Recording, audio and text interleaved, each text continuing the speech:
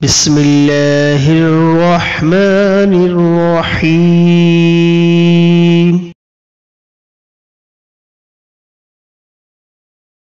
عورت کا شرعی پردہ۔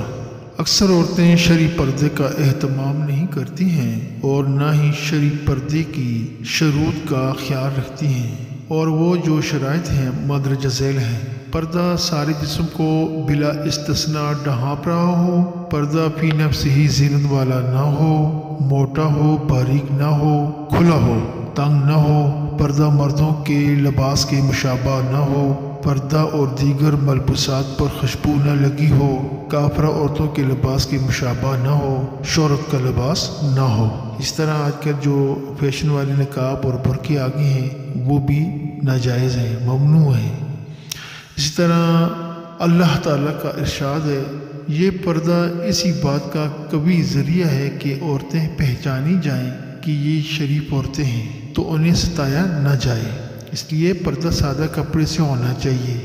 شفاف اور باریک نقاب، تنگ اور منقش برقع پہننا قطعاً شرعی پردہ نہیں ہے۔